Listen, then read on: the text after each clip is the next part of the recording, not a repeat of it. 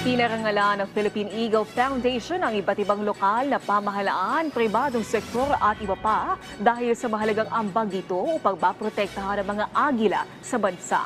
Si Regine Lanuza ng PTV Davao sa sentro ng balita. Inalala ang mahigit 3 dekada ng pagpupursige ng Philippine Eagle Foundation o PEF sa tulong na rin ng iba't ibang ahensya, organisasyon at komunidad na tumulong para maipagpatuloy ang kanilang hangarin na masigurong mapreserba ang agila. Ito ay habang ipinagdiriwang ang ika-39 na anibersaryo ng PEF na isinagawa sa Philippine Eagle Center sa Malagos, Davao City. Sa isang presentasyon ay ipinakita ang bunga ng kanilang pagtutulungan para makamit ang hangad. Kasali na rito ang pagpapaayos ng National Bird Breeding Sanctuary o NBBS, ang pagpapalago ng Philippine Eagle Center at ang pagpapatayo ng Conservation Academy.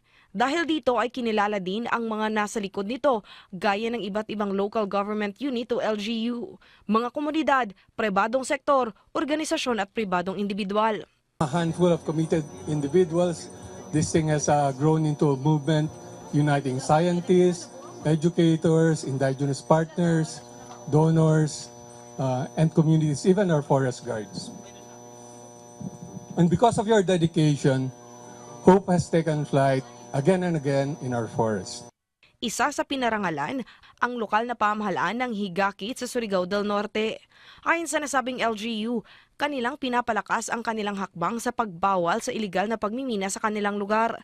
Ito ay dahil naniniwala sila na importante ito upang hindi masira ang kanilang mga puno, lalo na ang kanilang kapaligiran na siyang tirahan ng mga agila.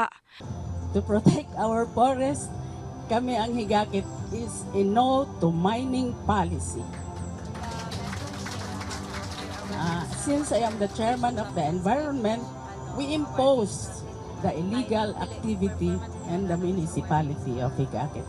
Ang nasabing hakbang ay malaking tulong umano sa PEF dahil ang lugar ay isa sa kanilang bagong diskubre na nesting site para sa mga agila. Meron din umano silang nadiskubre sa Luzon. Samantala, sa nasabing aktibidad din, pinakilala ang bagong board chairperson ng PEF na si Felicia Atienza, kung saan ipinangako nito na kanyang ipagpapatuloy ang misyon ng PEF na pagpreserba sa agila sa pamamagitan ng mga aktibidad at programa. The Philippine eagle is more than a species we protect. It is a symbol of our responsibility to future generations.